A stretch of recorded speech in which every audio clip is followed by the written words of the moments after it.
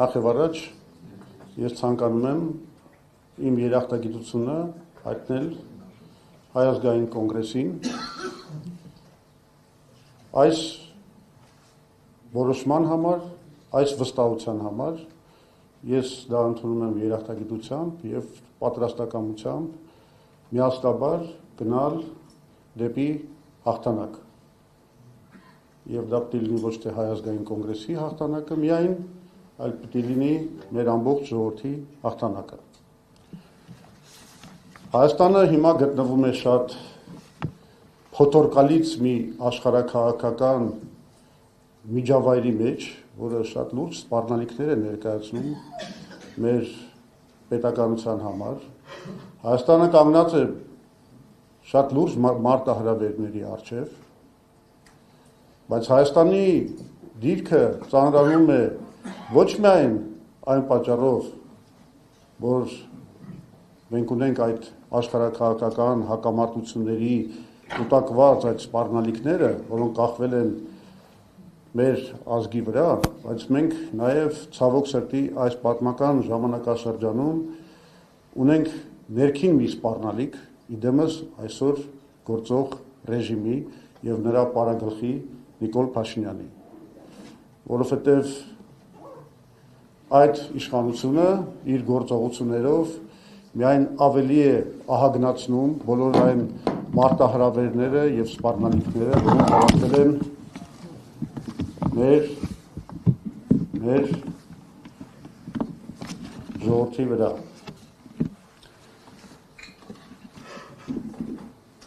Նիկոլ Փաշինյանի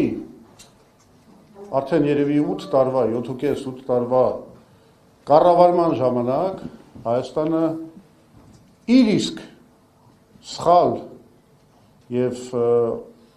անտգետ ապաշնոր որոշ դեպքերում նաեւ ես կարող եմ համաձայնվել դավաճանական ընտրությունների պատճառով հայտնվել է եւ ունեցել է Ադրբեջանի հետ արդեն 10 ռազմական բախում։ Այդ բախումների արդյունքում, որոնք ասում եմ, տեղի են ունեցել միայն այն պատճառով, որ Նիկոլ Փաշինյանը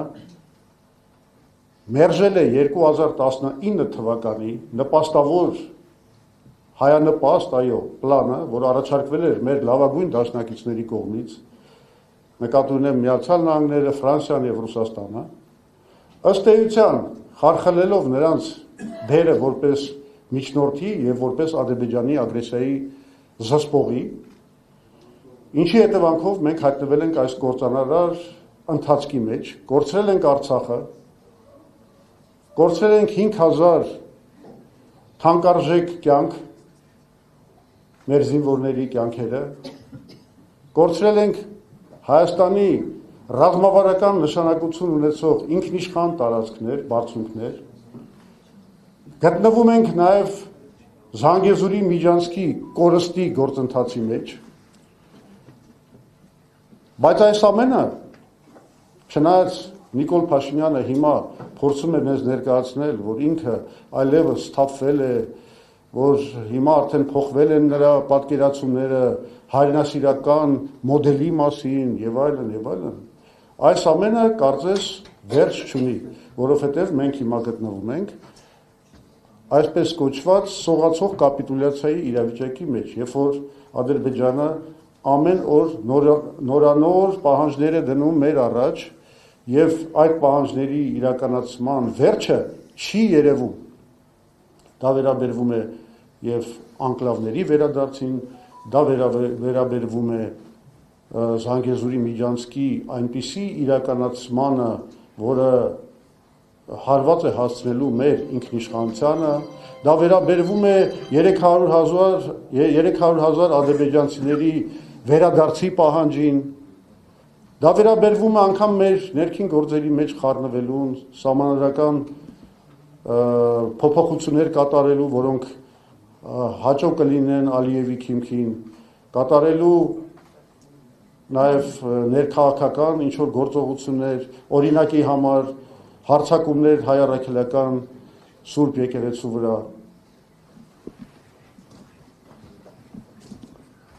Այս process-ին վերջը չի երևում։ Եվ այնուամենայնիվ, չնայած Փաշինյանը գնում է արդեն բոլոր զիջումների, կարևորագույն փաստը, որ պետք է նշենք, հետևյալն է. խաղաղություն այդպես էլ հաստատված չի։ Մենք մինչև հիմա չունենք Ադրբեջանի ստորագրությունը խաղաղության պայմանագրի տակ։ Հայաստանը իսկապես կանգնած է մի սպառնալիքի առջև, որը ես կկոչեի ադրբեջանիզացիա, ընդ որում եւ արտաքին առումով, այսինքն, որ Հայաստանը գնալով դառնում է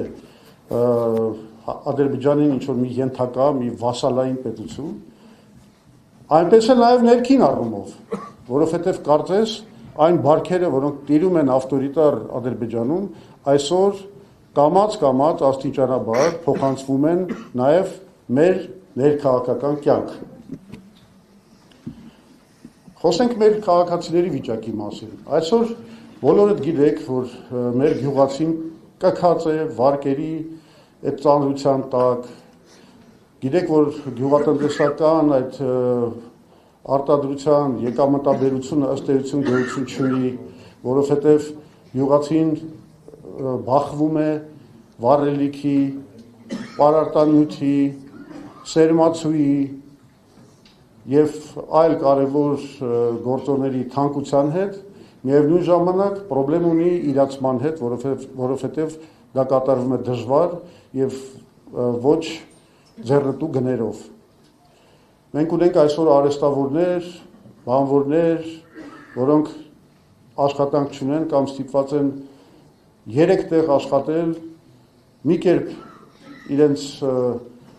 ռոճիկը ստանալ եւ միևնույն է այդ չարչարանքը երբեք չի բերում նրան, որ իրենք կարողանան արժանապատիվ կերպով պահեն իրենց ընտանիքը։ Մենք ունենք այսօր գործարարներ, որոնք ընդ որում դա մասսայական երևույթ է, ենթարկվում են հարկային տերորի, ստեղծված է մի միջավայր, որը թույլ չի տալիս մեր տնտեսվարողներին զարգանալ, աշխատել եւ իսկապես զբաղվել ստեղծագործ աշխատանքով։ Խախտված է ներառականության սկզբունքը։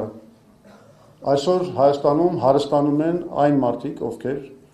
Նիկոլ Փաշինյանի կամ նրա անմիջական շրջապատի հետ գտնվում են բարեկամության, մերձավորության կապերի մեջ։ Շատ ահավոր է ժողովրդագրական վիճակը երկրում, որովհետև այսօր հրապարակված տվյալները ցույց են տալիս, որ ամուսնությունների թիվը,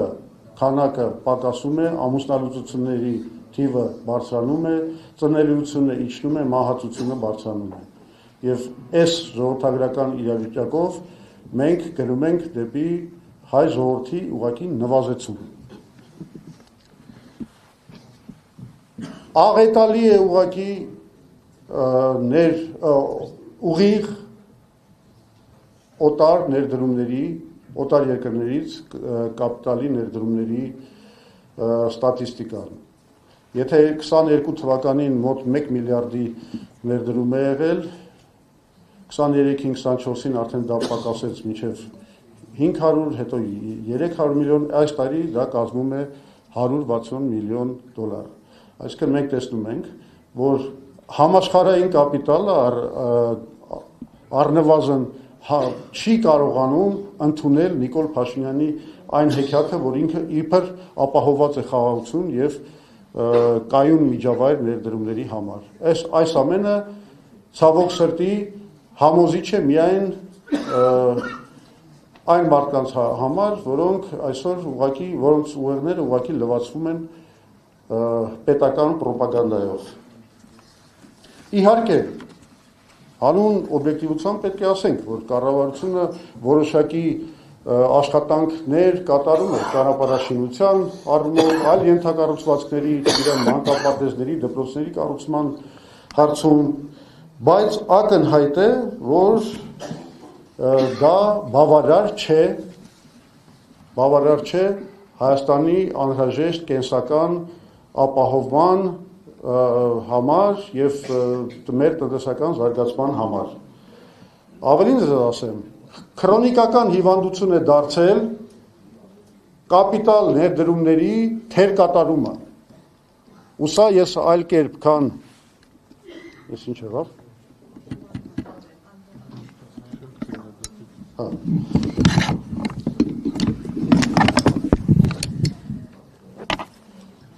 Եվ սա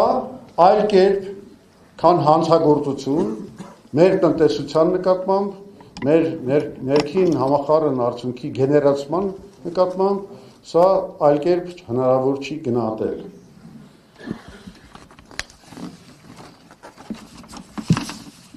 (2010 թվականից սկսվել է հարավ-հյուսիս ավտոմոբիլային ճանապարհի կառուցումը։ Եթե Վրաստանում շատ ավելի ծանր, շատ ավելի դժվար պրոյեկտը իրականացրեցին ընդամենը 2 տարվա ընթացքում, Հայաստանում մինչև հիմա կառուցվել է այդ ճանապարհի անգամ կեսը չի կառուցվել։ Սա մի բան է նշանակում, եթե Հայաստանը ունի 2010 թվականից սկսած ռեսուրսներ, նոր իշխանությունը արդեն 8 տարի ուներ այդ ճանապարհը կառուցելու համար, եթե Հայաստանը ի վիճակի չի կատարել այդ հույս կարևոր ճանապարհի կառուցումը, սա նշանակում է առաջին նշաններն են, որ մենք ունենք ձախողված պետություն, այն ինչ որ հայտնի է որպես failed state։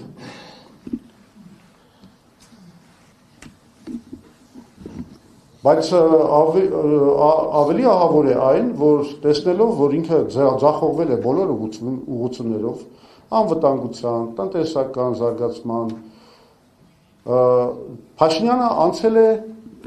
մի նոր տակտիկայի, որը հետևյալն է, հարձակումներ քաղաքական ընդդիմախոսների վրա, հայ առաքելական եկեղեցու վրա, երկրում արդեն տասնյակներով քաղբանտարկյալ կա, հարձակումներ ազատ խոսքի նկատմամբ, մարդու իրավունքների նկատմամբ, մեր ժողովրդավարական ազատությունների նկատմամբ,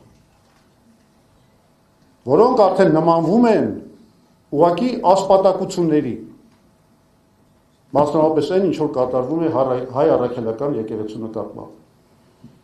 Ոնց որ օկուպանտի ասպատակություն լինի սա։ 2026 թվականի ընտրությունները պատմական շանս են մեր ժողովրդի համար վերաիմաստավորելու անցած ուղին, հասկանալու ինչ են արել մինչ այժմ եղած բոլոր իշխանությունները եւ վերջապես ընտրելու Հայաստանի զարգացման, անվտանգության ապահովման ամենաճիշտ ռազմավարությունը։ Այդ շանսը եւ միգուցե վերջին շանսն է, որ տրվում է հայ ժողովրդին։ Հետևաբար հայ ժողովուրդը պետք է իսկապես ամենայն պատասխանատվությամբ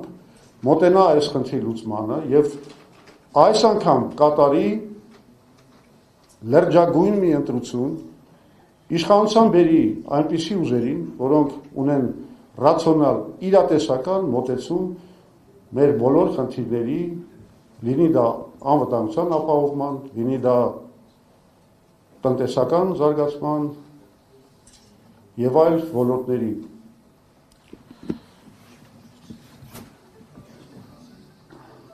Հիմա ամփոփելով իմ ելույթը, ես ուզում եմ ասեմ, որ այս ուժը, որ այստեղ հավաքված է, այս թիմը ներկայացնում է մի քաղաքական ուժի, որը 1988 թվականի Զարթոնքի ծնունդ է, որը հետո ղեկավարել է այդ Զարթոնքի արդյունքում ձևավորված համահայկական ազատագրական շարժումը, հայոց համազգային շարժումը։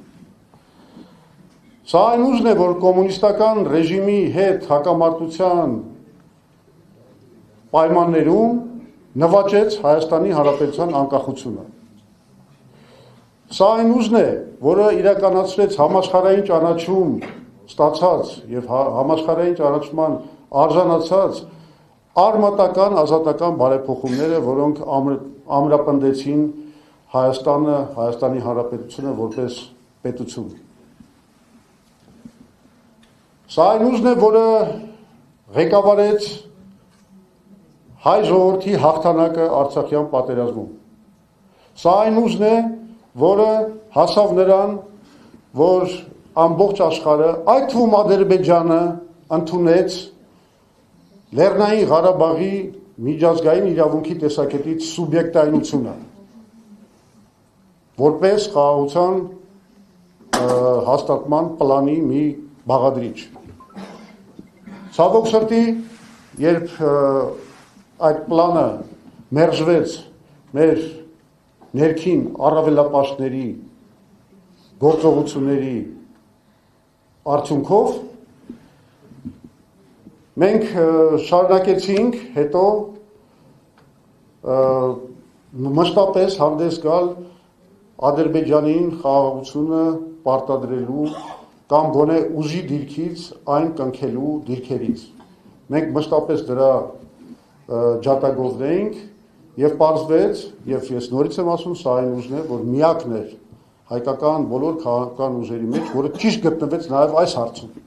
որովհետեւ դա միակ ձևն էր կանխելու այն աղետը, որ մեր հետ տեղի ունեցավ։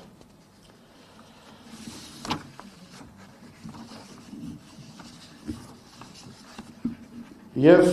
ես կարծում եմ, որ այսպիսի ուժը չէր կարող անմասն մնար այս պատմական ժամանակաշրջանում ընթացող գործընթացներից եւ սա այն ուժն է, որը պետք է իրոք վերադարձնի մեր հայ ժողովրդին իրատեսական ռացիոնալ ռազմավարությամբ առաջնորդվելու կարողությունը։ Եվ մենք դա անելու ենք եւ ես ուզում եմ ձեր ուշադրությունը ներկայացնել այն բանի վրա, որ մեր թիմը փորձառության եւ երիտասարդության մի փայլուն միաձուլում է։ Մենք ունենք փորձ, մենք ունենք նոր կոմունիկացիոն տեխնոլոգիաներ, որոնք մեր երիտասարդներն են բերում, որով հարստացնում են մեր մոտեցումները, եւ մենք այս թիմով գնալու ենք